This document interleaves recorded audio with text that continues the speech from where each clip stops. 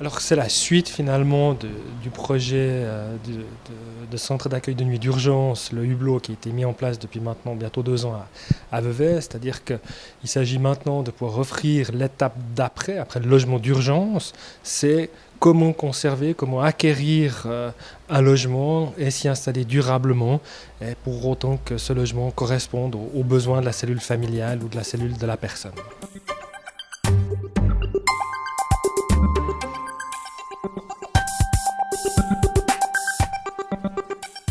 Actuellement, on a donc un taux de pénurie qui est très élevé puisqu'on atteint les 0% et on est confronté de plus en plus à des phénomènes d'expulsion. En 2009, nous avons eu par exemple environ 35 expulsions sur le territoire de Vevey et il nous faut, c'est notre obligation aussi, de trouver une solution pour chacune de ces familles touchées par ces expulsions.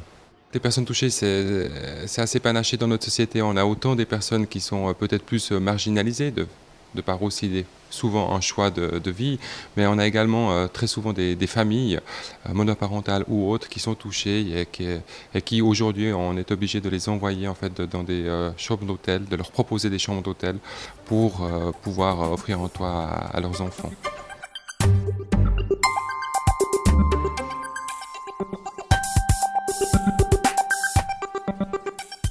Elle ne s'est pas prise dans l'urgence, c'était à la suite d'une constatation importante, puisque Vevey a aujourd'hui un taux de vacances des logements proche de zéro. On a un certain nombre d'expulsions sur la ville. On s'est trouvé confronté à de nombreuses reprises à d'énormes problèmes de relogement des gens, à d'énormes problèmes pour réussir à discuter finalement avec les partenaires, qu'ils soient propriétaires ou gérances. Donc il s'agissait de pouvoir mettre en place une structure indépendante, neutre, qui permettent de faire le lien entre, je dirais, la commune, les locataires, les propriétaires et les gérances, permettant ainsi d'avoir vraiment je dirais, des solutions idéales, ou en tout cas adéquates pour l'ensemble de la population qui est en recherche de logement, ou en tout cas de vouloir conserver leur logement.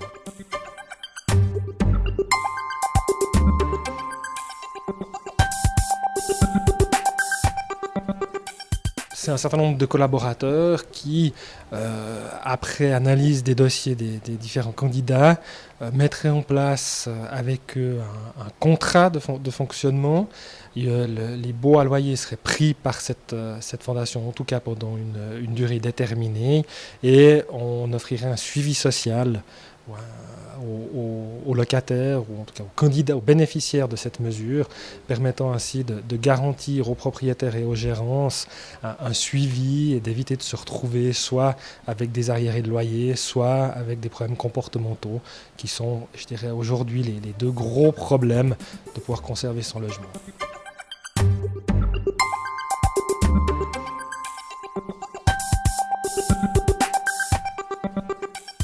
Ça représente, je dirais, des gains importants en termes financiers déjà, par rapport au fait qu'il faut replacer des gens soit à l'hôtel, soit dans des pensions. Donc en conservant le loyer, on est dans quelque chose de beaucoup plus cohérent que de placer les gens dans des structures de type hôtelière.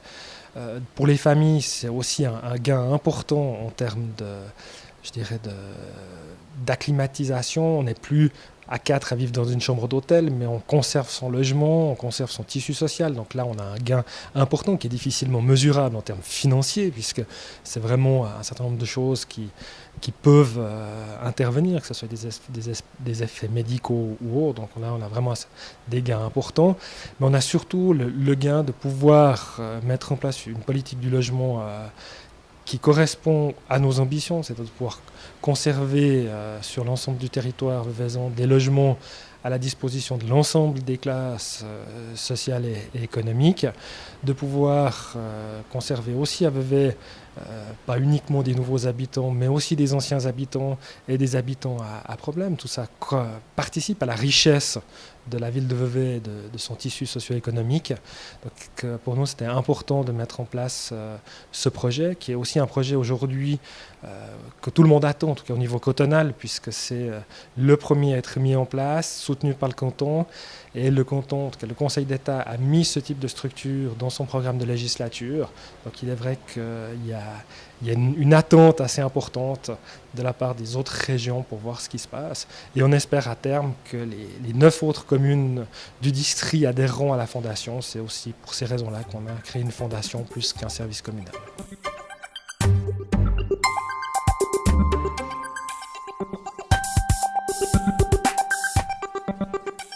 Les partenaires attendent aussi la mise sur pied de cette structure Apollo. Très souvent, on nous interpelle pour nous demander voilà, où c'est qu'on en est, est-ce que cette structure va démarrer ou pas. Et aujourd'hui, on sait que dès que le conseil communal aura accepté ce projet, on démarrera directement en reconvoquant, en réinvitant tous les partenaires pour leur expliquer un petit peu la méthode de prise en charge, la procédure pour les personnes qui sont intéressées à accéder à cette structure. Alors je crois qu'il nous faudra déjà bien communiquer pour faire connaître l'existence de cette structure. Il faut dire que ce projet est parti aussi d'une concertation avec tous les acteurs sociaux de la région, aussi bien du côté des hôpitaux que des associations privées qui toutes relèvent le manque de solutions de logement dans la région. Il nous faudra bien aussi cadrer pour expliquer un petit peu à quel type de population ces prestations seront offertes pour pouvoir démarrer en tout cas avec une quarantaine de logements et accompagner au mieux ces différentes personnes.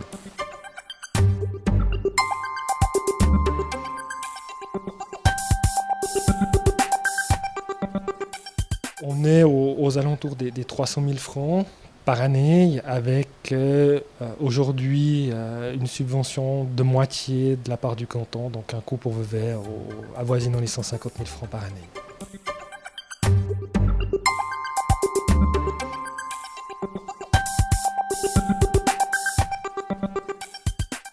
À moyen terme, c'est déjà de pouvoir vraiment répondre à une demande de 40 personnes pour leur offrir 40 logements. Si nous constatons que l'offre ne suffira pas, on réinterpellera à ce moment-là et le canton et les politiques veveysannes pour pouvoir au besoin élargir disons, que ces prestations.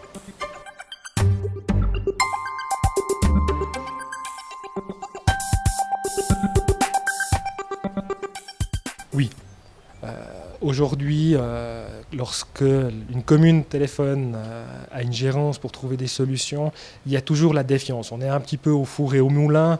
La direction des affaires sociales et familiales s'occupe aussi de l'office du logement, où finalement on a une action un petit peu de gendarme, puisqu'on s'occupe de l'application de la loi sur les transformations et démolitions d'immeubles. Donc on a un peu ce rôle de gendarme. Alors, si on vient commencer à demander des choses, on se retrouve un peu entre le marteau et l'enclume.